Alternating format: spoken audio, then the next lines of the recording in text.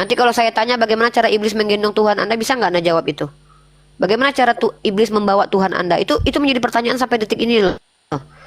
Kayak mana cara iblis membawa Tuhan Anda digendong, dijenjeng, diangkat, didorong, atau dimasuk karung lalu ditenteng? Saya masih bingung. Itu menjadi pertanyaan penting loh, karena yang dibawa Tuhan. Kalau malaikat mengajar ya biasa aja, seperti saya ngajarin anak murid saya, ayo bacakan ini, bisa jadi kan, itu bukan hal yang penting. Tapi ketika Tuhan dibawa iblis, menjadi pertanyaan penting, cara membawanya kayak mana?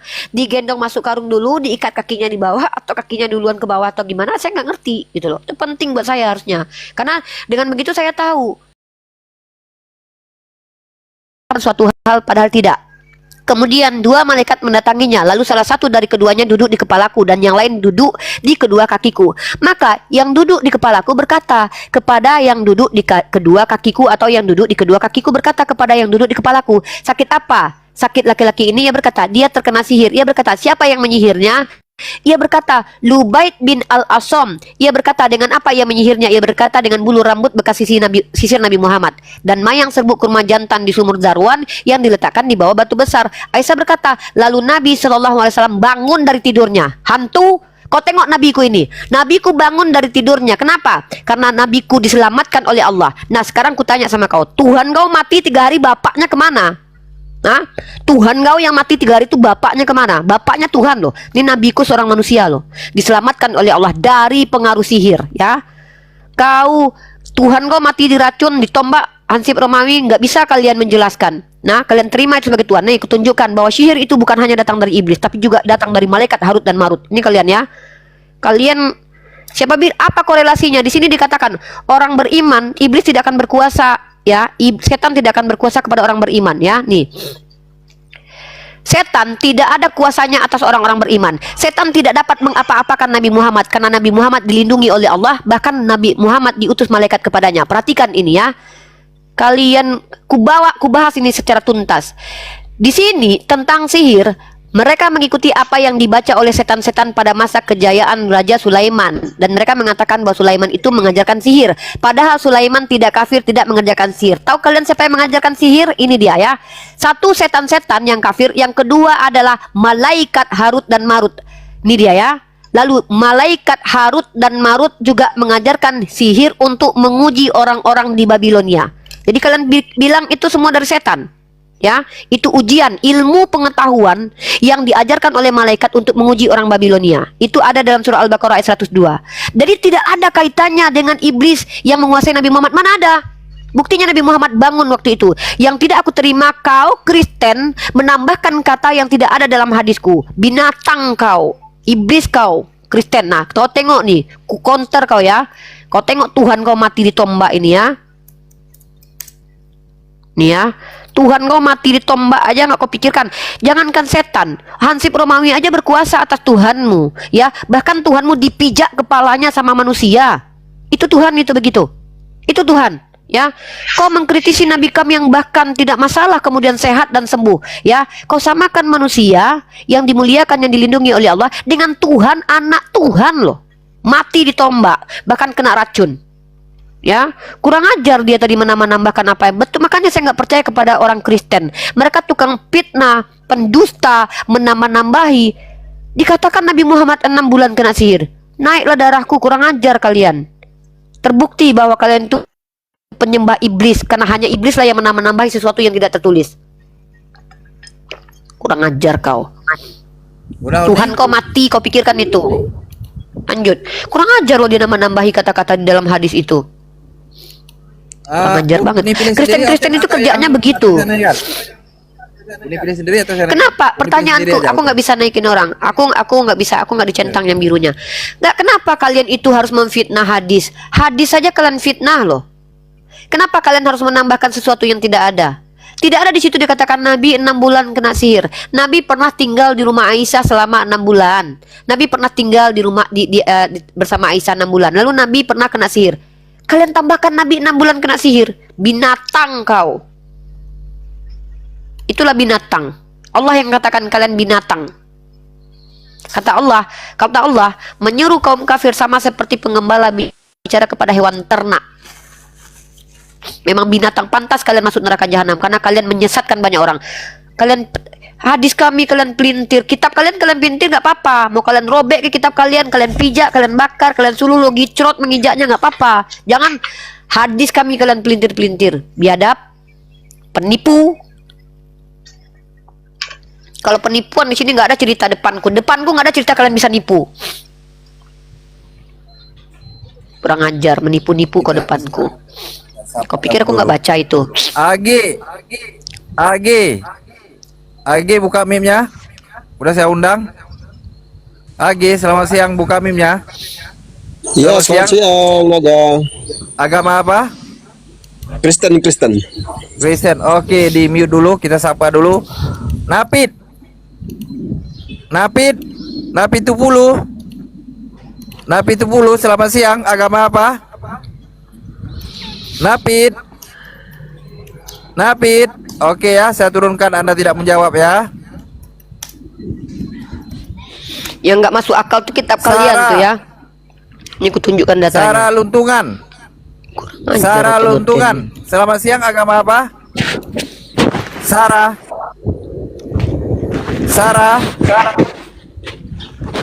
Luntungan, selamat siang, agama apa?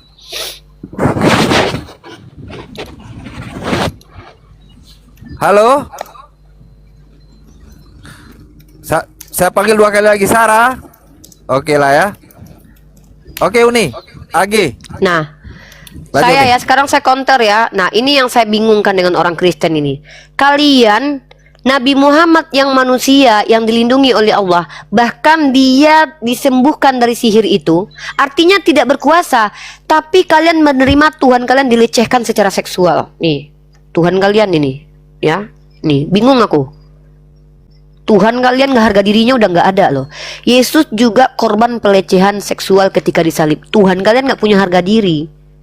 Kalian bertanya, nabiku diselamatkan. Baca hadisnya nih ya. Kalian baca hadisnya ini ya. Ini aku punya hadisnya. Ya, kalian baca hadisnya. Rasulullah pernah tinggal selama 6 bulan. Beliau melihat seolah-olah melakukan satu hal padahal tidak. Kemudian 2 malaikat mendatanginya. Ya, ini malaikat datang nih. Lalu salah satu dari keduanya duduk di kepalaku dan yang lain duduk di kedua kakiku. Maka yang duduk di kepalaku berkata kepada yang duduk di kedua kakiku, atau yang duduk di kedua kakiku berkata kepada yang duduk di kepalaku, sakit apa laki-laki ini? Ia berkata, dia terkena sihir. Ia berkata, siapa yang menyihirnya? Ia berkata, Lubaid bin Al-Asom. Ia berkata, dengan apa yang menyihirnya? Ia berkata, dengan bulu rambut dan mayang serbuk kurma jantan, zarwan yang diletakkan di bawah batu besar. Aisyah berkata, lalu Nabi SAW bangun dari tidurnya. Nih, Nabiku bangun lalu bersabda, wahai Aisyah, tidakkah engkau tahu bahwa Allah telah memfatwakan kepadaku sebagaimana yang telah aku fatwakan? Setelah itu beliau mendatangi sumur tersebut dan memerintahkan seorang untuk mengeluarkan rabun. Justru beliau dilindungi. Ya, setelah dikeluarkan beliau bersabda, ini adalah sumur yang pernah diperlihatkan kepadaku. Demi Allah, seakan-akan airnya merah bagaikan pohon pacar dan pohon kurmanya seperti kepala setan. Aisyah berkata, sepertinya engkau hendak membakarnya. Beliau menjawab, demi Allah, sesungguhnya Allah telah menyembuhkanku. Ingat, Allah telah menyembuhkanku. Ingat, Allah telah menyembuhkanku dan aku tidak suka membalas dendam kepada orang yang lain dengan kejelekan. Ini nabiku ini. Ya, ini nabiku, ya. Nah, Tuhan kau yang dilecehkan ini, mana bapaknya waktu dia dilecehkan Hansip Romawi ini?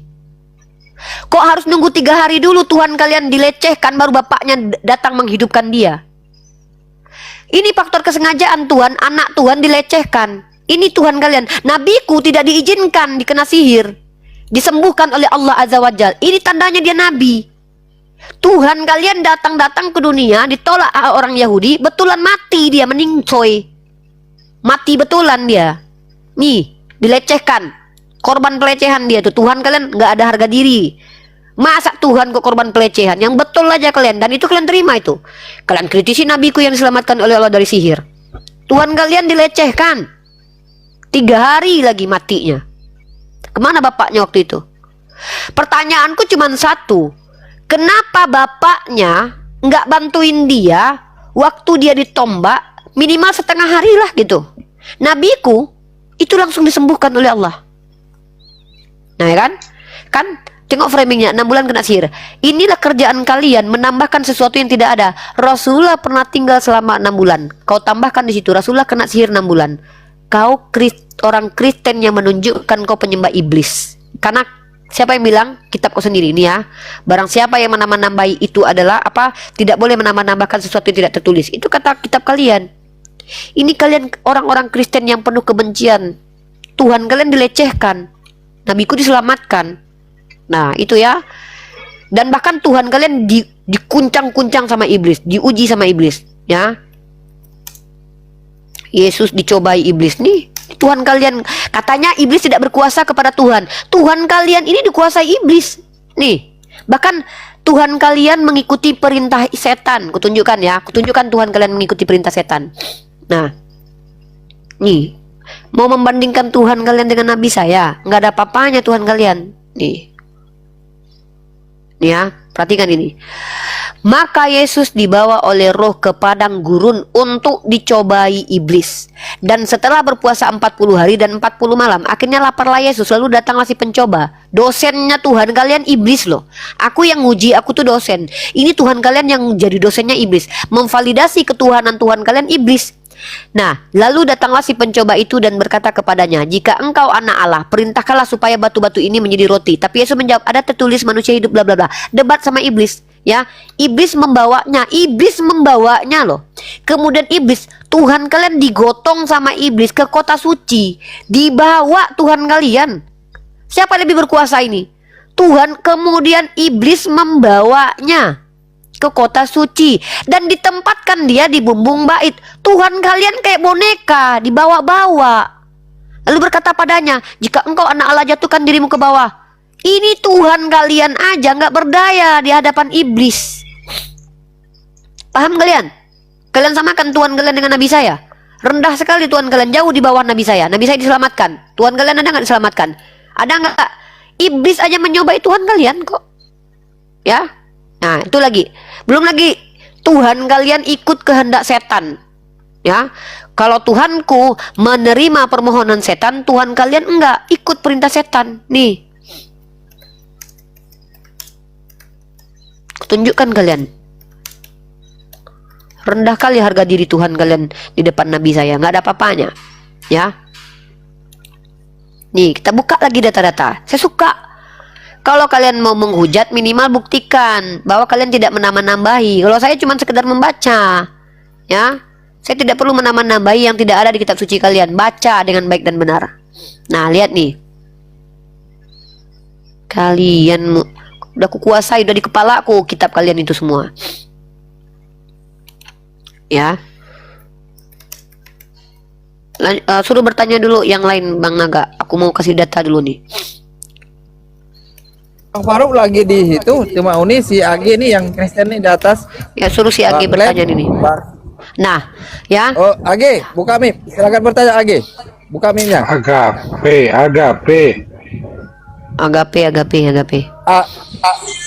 Agape pun boleh lah. Ini saya Oh, baca itu namanya. Agi aja. Kalau Bang Glenn baca habis. Oke, lanjut buka mic-nya. Udah saya undang. Sama Bang Glenn pun boleh. Panggil aja Bang Glenn. Oke, lanjut. Kamu ditanya. Silakan bertanya. Ya, silakan Agape. Tugas kalian bertanya dan jangan kalian pelintir. Jangan kebiasaan kalian itu mempelintir ya. Kitab kalian cukup, kitab kalian pelintir nggak apa-apa. Aku ikhlas kalian pelintir kitab kalian, nggak apa-apa, itu urusan kalian. Tapi jangan kalian coba-coba pelintir literasi Islam di hadapanku.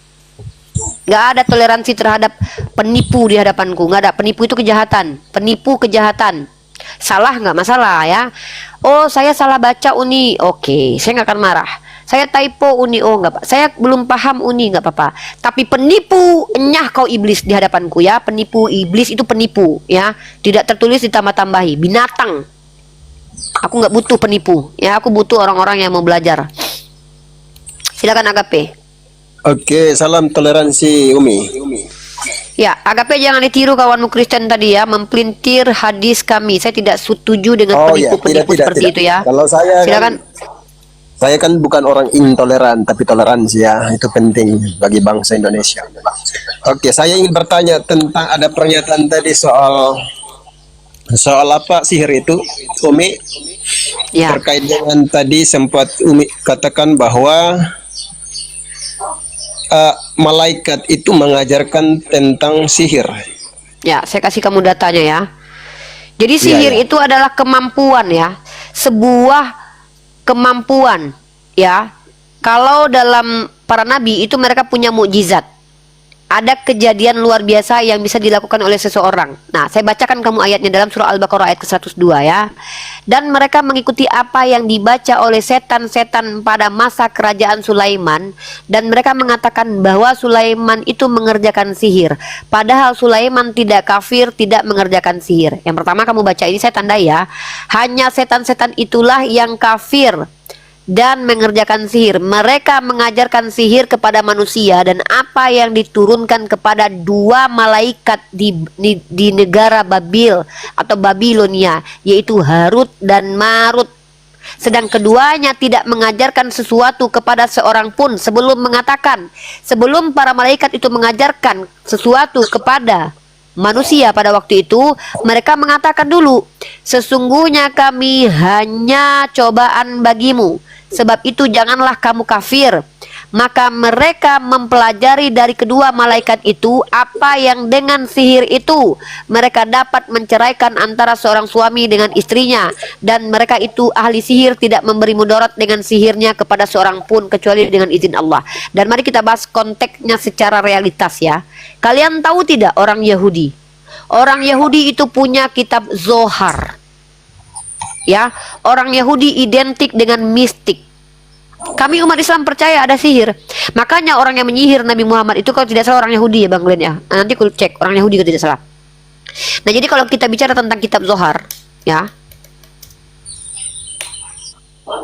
Ya. Ini adalah salah satu kitab yang bukan kitab Zohar, ada salah satu kitab yang agak mistik. Orang-orang Yahudi tahu. Orang-orang Yahudi itu ini dia nih, Zohar ya, nih, mistik. Ya, dan kami membenarkan bahwa ada kekuatan yang diajarkan atas seizin Allah untuk menguji orang-orang, menguji manusia. Apakah mereka akan gunakan untuk kebaikan atau untuk apa? Tapi mereka menggunakannya untuk kejahatan. Kenapa mereka dilaknat? Ya, wallahu a'lam bishawab. Ini dia. Ada yang namanya kabalah dan segala macam nih, saya kasih nih. Nih ya. Nih saya kasih kalian apa itu Zohar. Itu tervalidasi. Memang betul pada zaman Babilonia itu memang mereka ada yang mempelajari hal-hal mistik. Ini ya. Zohar adalah karya utama tradisi mistik Yahudi Kabalah. Secara tradisional dikaitkan dengan orang bijak abad kedua Rabi Simon Bar Yochai. Kepengarangan Zohar telah menjadi bahan perdebatan sejak pertama kali muncul di Spanyol abad ke-13. Karya tersebut berpusat di sekitar Rabi Simon dan murid-muridnya saat mereka menjelajah tanah Israel dan menafsirkan Taurat secara esoteris. Ditulis terutama dalam bentuk bahasa Aram yang samar, Zohar membahas topik-topik seperti sifat Tuhan, jiwa, dan penciptaan dunia. Ada kitab-kitab mistik yang dimiliki oleh orang-orang Yahudi, teman-teman ya. Itu kenapa kami diajarkan untuk membaca 3 kul dalam keseharian kami untuk menghindari kejahatan yang berupa sihir dalam Islam. Begitu ya, Agape. Kalau di kami, malaikat Harut dan Marut dijadikan cobaan untuk orang-orang di Babilonia. Di agama kalian malaikat berontak. Ya, orang Yahudi menceritakan ada malaikat yang berontak, jatuh ke bumi. Nah, saya tidak tahu apakah ini yang sedang diluruskan Al-Quran bahwa ada malaikat yang berontak. Kenapa? Karena namanya malaikat itu mereka memiliki sifat patuh. Tapi kalau Allah menghendaki mereka untuk turun, ya, berubah menjadi makhluk lainnya seperti berubah menjadi manusia, maka mereka akan melakukan hal itu. Dan masalah Harut dan Marut ini masih menjadi bahan yang mungkin kalau teman-teman ingin baca silakan, ada di Sirah Nabawiyah kalau tidak salah, Harut dan Marut. Ya, tapi kalau orang-orang Yahudi dan Kristen menganggap apa? Malaikat itu ada yang jadi iblis. Iblis itu justru adalah malaikat yang berontak. Justru di kami bahwa ada malaikat yang diturunkan untuk menjadi ujian untuk manusia. Itu di kami. Silakan, Agape. Oke, baik. Jadi mungkin saya langsung ke pertanyaan saya saja ya, Umi ya. Langsung, silakan. Terkait dengan apa sihir itu yang diajarkan oleh malaikat. Mungkin pertanyaan saya adalah bagaimana caranya malaikat itu mengajarkan sihir itu kepada manusia? Enggak tahu saya. Enggak tahu. Saya enggak diajarkan. Saya tidak diberi informasi. Jadi saya enggak mau sok tahu. Kecuali saya hidup pada zaman itu, Bang. Ya, Oh, dan ya, kecuali oke, nenek oke, moyang baik. saya ikut ya. Saya tidak mau tahu sesuatu yang tidak ada dijelaskan ke saya. Nanti kalau saya tanya bagaimana cara iblis menggendong Tuhan Anda, bisa nggak Anda jawab itu? Bagaimana cara iblis membawa Tuhan Anda? Itu menjadi pertanyaan sampai detik ini loh. Kayak mana cara iblis membawa Tuhan Anda digendong, dijenjeng, diangkat, didorong atau dimasuk karung lalu ditenteng? Saya masih bingung. Itu menjadi pertanyaan penting loh, karena yang dibawa Tuhan. Kalau malaikat mengajar ya biasa aja, seperti saya ngajarin anak murid saya, ayo bacakan ini, bisa jadi kan itu bukan hal yang penting. Tapi ketika Tuhan dibawa iblis menjadi pertanyaan penting, cara membawanya kayak mana? Digendong masuk karung dulu, diikat kakinya di bawah atau kakinya duluan ke bawah atau gimana? Saya nggak ngerti gitu loh. Itu penting buat saya harusnya. Karena dengan begitu saya tahu Tuhan yang dibawa oleh iblis, cara iblis mengangkat Tuhan gimana? Tuhan ikut, ayo kita bareng-bareng jalan yuk, atau kita gandengan tangan yuk iblis. Iblis membawa Yesus ke atap.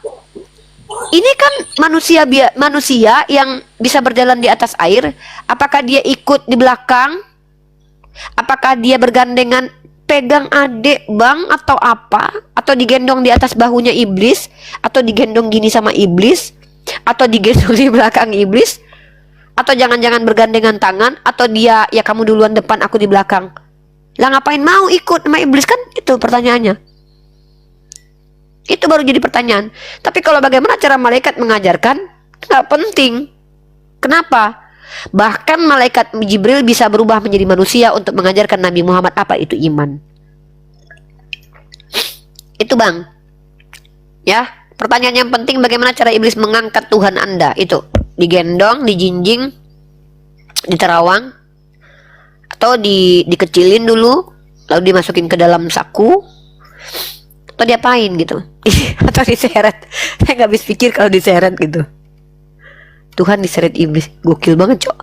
Digandeng saya lebih nggak masuk akal lagi nih. Tuhan digandeng iblis, atau Tuhan digendong iblis, itu pun lagi nggak masuk akal. Sampai sekarang kepalaku sakit memikirkan ini. Gimana caranya? Ini sampai detik ini aku pun masih nggak habis pikir, di luar nurul dan di luar kemampuanku nih. Dan aku jujur ini atau aku nih. Nih, ini yang menjadi pertanyaan nih.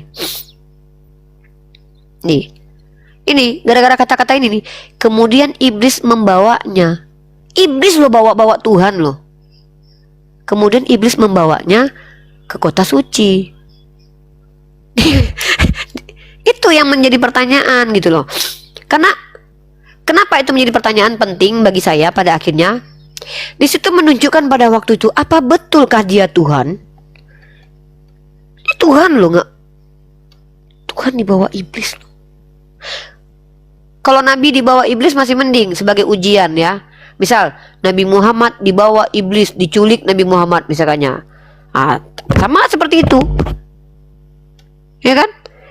Nabi Muhammad disihir itu tidak disentuh iblis badannya, ya. Tapi dia kena impact sihir yang pada akhirnya diselamatkan oleh Allah. Ini Tuhan nih dibawa sama iblis. Kebayang aku. Uni Rifa dibawa Bang Faruk, digandeng Bang Faruk kah? Didudukkan di atas motor, digendong Bang Faruk, atau dibayarkan Bang Faruk Gojek, atau gitu, ya kan, bisa jadi itu. Atau iblis minta tolong. Coba, saya mau tanya. Ini aku jawab nih, Toki atau Muhammad kan temannya iblis, nggak ada datanya. Tapi kalau Tuhanmu berkonspirasi dengan iblis, ada datanya. Nah, yang menginginkan kematian Yesus itu iblis plus Tuhanmu, itu. Itu sama. Bahkan membedakan Tuhanmu dengan iblis saja penulis kitabmu nggak tahu dalam kitab Tawarik.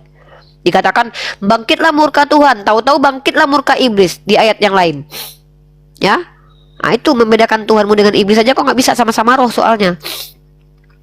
Membedakan Tuhan dengan manusia nggak bisa karena ada Tuhan versi manusia. Membedakan Tuhan dengan iblis pada akhirnya susah karena sama-sama roh. Kalau Tuhan kami bisa kami bedakan karena Tuhan kami laisa kamitslihi syai'un. Ini kita diskusi itu pakai data lah bro, menuduh pun pakai data lah minimal biar ada harga diri kalian. Sudahlah Tuhan kalian dilecehkan, kalian melecehkan diri kalian pula lagi. Dada ya kalian ya. Itu jawab tuh.